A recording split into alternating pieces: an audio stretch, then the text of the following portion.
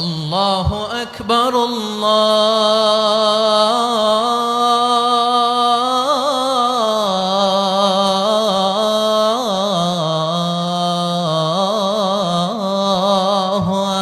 আকবার।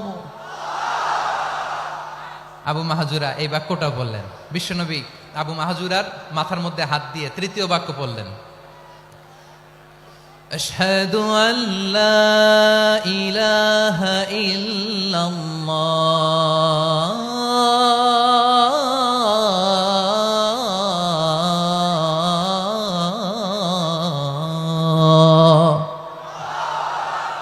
আবু মাহজুরা তৃতীয় বাক্য পড়লেন। বিশ্বনবী একটা বাক্য পরে আবু মাহজুরা পরে, বিশ্বনবী পরে আবু মাহজুরা পরে। আবু মাহজুরা কিন্তু অমুসলিম, মুশরিক। আবু মাহজুরা বলে, এক একটা বাক্য পড়ি আমার কলিজাটা গলে ঠান্ডা হয়ে যায়। এতদিন মোহাম্মদকে গালি দিতাম, এখন মোহাম্মদ আমার মাথায় যখন হাত রাখছে আমার সারা শরীর ঠান্ডা হয়ে গেছে। বিশ্বনবী আজান শিখাচ্ছেন, একটা একটা বাক্য পড়ে আবু মাহজুরাও পড়ে, বিশ্বনবী পড়ে আবু মাহজুরাও পড়ে। পুরো বাক্যগুলো যখন শেষ, আজান শেষ, আবু মাহজুরাও যখন পুরো আজান পড়লেন, আবু মাহজুরা বললেন, এতদিন মোহাম্মদের চেহারা দেখলে আমার ঘৃণা লাগতো, আজ থেকে মোহাম্মদের চেহারার চেয়ে প্রিয় চেহারা আমার কাছে নাই। আবু মাহজুরা বললেন, ও মুহাম্মদ, আজানের বাক্য তো আপনি আমারে শেখালেন, এখানেই শেষ করবেন না, আপনি আমারে পড়ায় দেন লা ইলাহা ইল্লাল্লাহু মুহাম্মাদুর রাসূলুল্লাহ সাল্লাল্লাহু আলাইহি ওয়াসাল্লাম। বিশ্বনবীর সাথে দাঁড়িয়ে উনি শাহাদা পড়ে মুসলমান হয়ে গেলেন। এবার আবু মাহজুরা বলে, ইয়া রাসূলুল্লাহ, ইয়া হাবিবাল্লাহ, আমি মুমিন হয়েছি, মুসলমান হয়েছি, আপনার কাছ থেকে আজান শিখার সৌভাগ্য আমি লাভ করেছি গো নবী।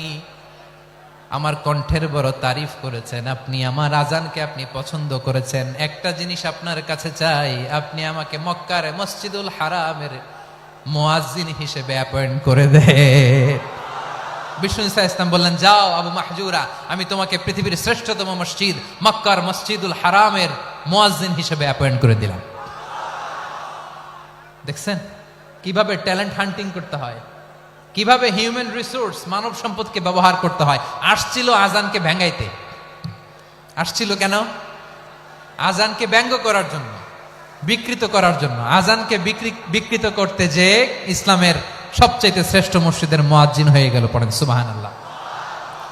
হযরত আবু মাহজুরা রাদিয়াল্লাহু তাআলা আনহু ওনার এই সুললিত কণ্ঠ ব্যবহার করে মসজিদুল হারামে এত সুন্দর করে আল্লাহু আকবার বলে আজান দিতেন, মানুষগুলোর, মুসল্লিগুলোর, মক্কাবাসীর হৃদয়কে তিনি বিগলিত করে দিতেন, মানুষের হৃদয়কে ঠান্ডা হয়ে যেত। শুধু এখানেই শেষ না আমার যশোরের ভাইয়েরা। বিশ্বনবী যখন সাইয়েদনা আবু মাহজুরা রাদিয়াল্লাহু তাআলা আনহুকে আজান শিখাচ্ছিলেন, বলেন তো বিশ্বনবীর হাতটা কোথায় ছিল? আবু মাহজুরার মাথার সামনে, এই চুলের উপরে ছিল। আবু মাহজুরা ওই স্মৃতিটাকে ধারণ করবার জন্য, ওই স্মৃতিকে বহন করার জন্য বিশ্বনবীর মোবারক হাত আবু মাহজুরার কপালের চুলের যেই জায়গায় লেগেছে, মৃত্যুর আগের দিন পর্যন্ত আবু মাহজুরা মাথার ওই চুলে কোনোদিন ছুরি আর কামার লাগায় নাই, সেখানে কেচি লাগায় নাই, চুলের মধ্যে খুর লাগায় নাই। আবু মাহজুরা ডান দিকের চুল কাটতো, বাম দিকের চুল কাটতো, পেছনের চুল কাটতো, সামনের চুল কাটতো না। আবু মাহজুরা রাদিয়াল্লাহু তাআলা আনহুর সামনের চুলগুলো বড় হতে হতে যখন এত বড় হয়ে যায়, তিনি চুলগুলো পেঁচিয়ে মাথার মধ্যে রাখতেন, তারপরে তিনি পাগড়ি পরতেন। সবাই জিজ্ঞেস করতো, আবু মাহজুরা, এটা আবার কেমন স্টাইল? দেখতে তোমারে কি বিদঘুটে লাগে? কেমন অড লাগে? কেমন খারাপ দেখা যায়?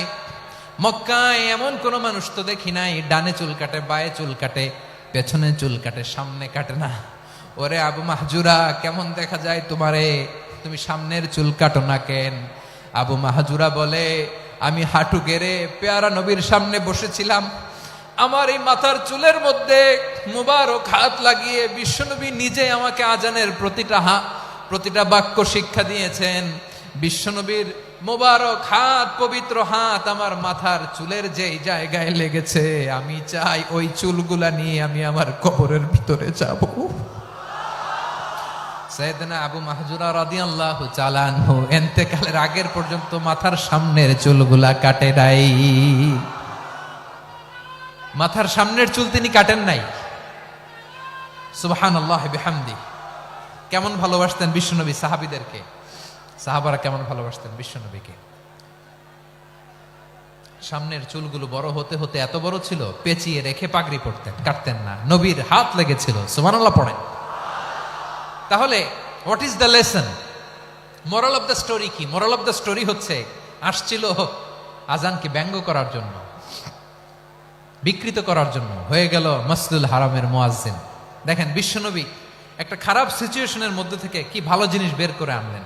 আমি যে শুরুতে বলেছি কিভাবে তিনি হিউম্যান রিসোর্সকে ডেভেলপ করেছেন, ম্যানেজ করেছেন।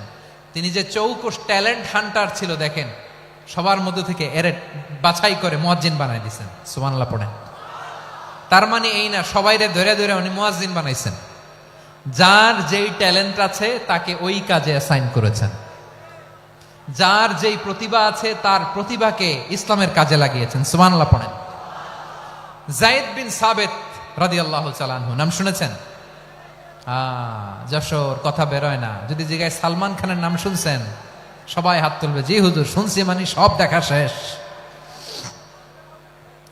সালমান খান, আমির খান, অমুক খান, সব খান মুখস্থ, কিন্তু যায়েদ বিন সাবিতের নাম মুখস্থ নাই মুসলমানদের।